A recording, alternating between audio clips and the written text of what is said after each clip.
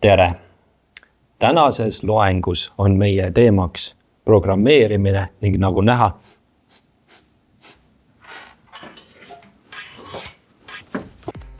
Nii, selle igava tüübi unustame nüüd küll ära. Nii, mis see teema meil oligi? Progemine, super! Kas see tüüp tuleb sulle tuttav ette?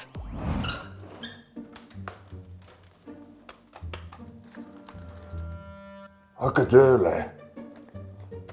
Halloo! Hakka tööle ole ja... No vot, kui programmeerija oma tööd teinud ei ole, siis ei saa masin inimesest üldse aru. Jep, isegi kui sa lihtsalt telos scrollid, siis see, mida sa näed, on muu hulgas programmeerijate tehtud töö. Algoritmid otsustavad, mida sulle näidata ja mida mitte.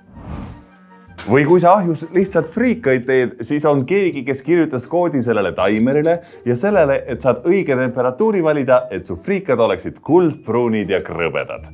See on ka programmeerimine. No näete, asi ei pea nii keeruline olema. Selleks ongi programmeerimine, et masinad meist õigesti aru saaks. Ilma koodita ja programmeerimiseta ei teeks masinad üldse mitte midagi. Või vähemasti ei saaks inimene neid kuidagi targalt kontrollida. Start! Ja me võime tehnikat juhtida mehaaniliselt. No näiteks nagu füsatunnis, et paned 2 juhet patarei vastu ja pirn lähebki põlema. No siin tõesti programmist vaja ei ole.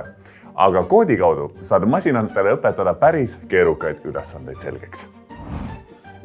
Okei, enne kui edasi lähme, teeme kiiresti selgeks, kuidas programmeerimine üldse töötab.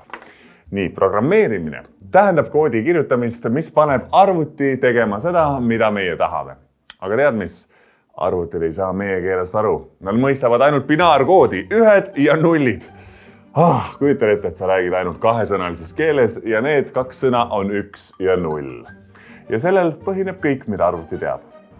Aga, et inimestel lihtsam oleks, on olemas programmeerimiskeeled. Täpselt nii nagu päris maailmas on ka programmeerimises palju erinevaid keeli. Mõned on keerulisemad, mõned lihtsamad. Aga igaüks neist aitab meil arvutitele täpsemalt öelda, mida teha. No ja siin sa võid muidugi küsida, et okei, päris äge tahaks ka progeda osata, aga millisest keelest siis pihta hakata? No, siin kursusel saad sa alustada näiteks sellise keelega nagu Python. Oota, mis asja? Nagu uss või? Väga hea. Kuule, mulle öeldi, et siit saab usside keelt õppida. Teeme kiiresti ära. Ohoo, tulid Pythonit õppima, jah? Okei, hakkame pihta. If x on suurem võrdne 0,5 ja vaata, et sa koolonit rea lõpust ei unusta. Ja siis kohe enteriga järgmisele reale ja vaata, et taane ees oleks. Ja siis, ja kui sa nüüd mõtled, et okei, see kõik on väga lahe, aga mul sõbrad räägivad, et AI tuleb kohe peale ja juba praegu võtab ChatGPT inimestelt tööd ära, et kas üldse on mõtet seda kõike õppida ja paari aasta pärast söötuks jääda? No super hea küsimus, väga head küsisid. No see on nüüd põhimõtteliselt sama jutt nagu siis, kui kalkulaator leiutati. Siis arvati ka, et mataga on nüüd kõik, keegi enam peast arvutama ei pea. Aga näed, pead ikka oma peaga mõtlema ja neid tüütuid kontrolleid tegema. Sama lugu on ka AI-ga. See on lihtsalt tööriist. Meie peame ikka kontrollima ja mõtlema, et see meile täieliku jama ei ajaks. Muidu kopeerid tema genereeritud sisu ilusti enda koodi ja pärast avastad, et programm enam üldse ei töötagi.